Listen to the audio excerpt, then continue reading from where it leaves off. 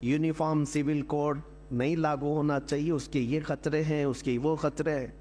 उनसे थोड़ा हट करके मैं ये कहता हूँ, इनसे कब तक एहतजाज करते रहो, ना ही हमारे एहतजाज का इनके ऊपर कोई असर पड़ता है। ये ऐसी जालिम कुव्वतें बैठी हुई हैं जिनके सामने हजारों का मर जाना भी कोई असर नहीं करता।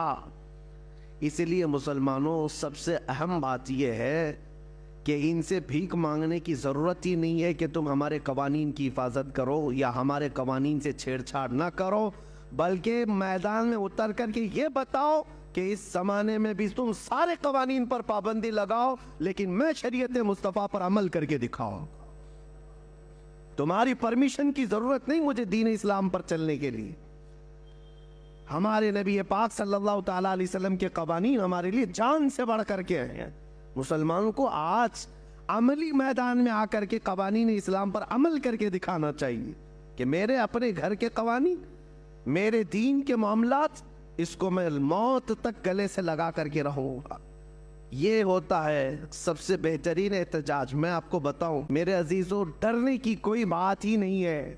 तुम इस तरह के न जाने कितने कवानीन ले आओ, मुसलमान तो अपने नबी पाक सल्लल्लाहु ताला अलैहि वसल्लम की शरीयत ताहिरा पर कल भी अमल करता था, आज भी अमल करता है।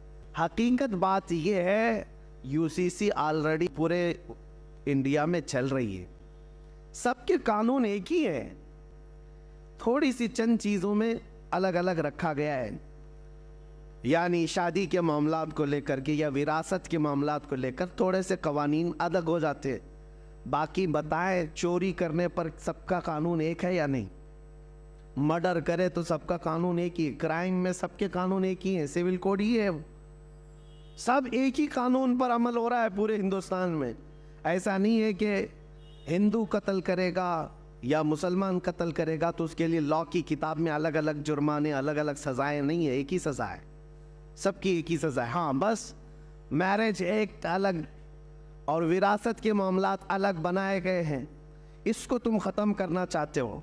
मैं मुसलमानों से कहता हूँ, तो अगर आप इस निशाने पर अपने आप को समझ रहे हैं कि हमको ही हिलाने के लिए सब बनाया गया है, तो मेरे अजीज़ों, आप अपने निकाह मस्जिदों में करते हो, आप अपने निकाह शरीयत के दायरे में करते हो, आपको कभी फ़र्क नहीं पड़ेगा। आप अपने घर के मसाइल मस्जिदों से हल करते हो, उलमाए दीन से मसाइल पूछते हो, तो कभी इन कवानीन के 1000 लागू होने पर भी आप पर फ़र्क नहीं पड़ेगा, आप पर फ़र्क नहीं पड़ेगा। इसीलिए मैं ये कहता हूँ कि इन तमाम मसाइल पर एहतजाज करने की ज़रूरत नहीं, बहुत ज़्यादा एग्रेसिव होने की ज़रूरत नहीं, वरना जालिम कुत्ता यही इंतज़ार में है कि मुसलमान कब भड़केंगे, कब बिदकेंगे, अब कब सड़कों पर आएंगे, कब ये तोड़ फोड़ करेंगे और हम दूसरों को डराएंगे कि ये देखो ऐसी वैसी कौम है।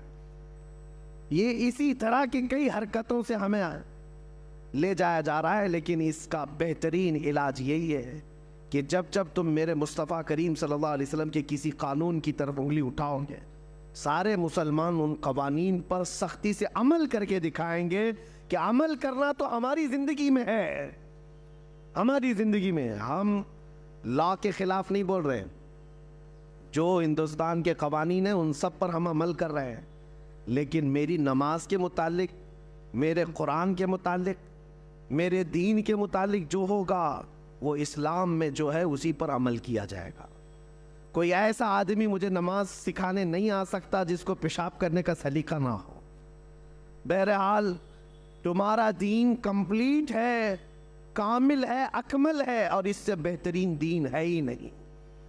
इस बात का यकीन लेकर के चलो।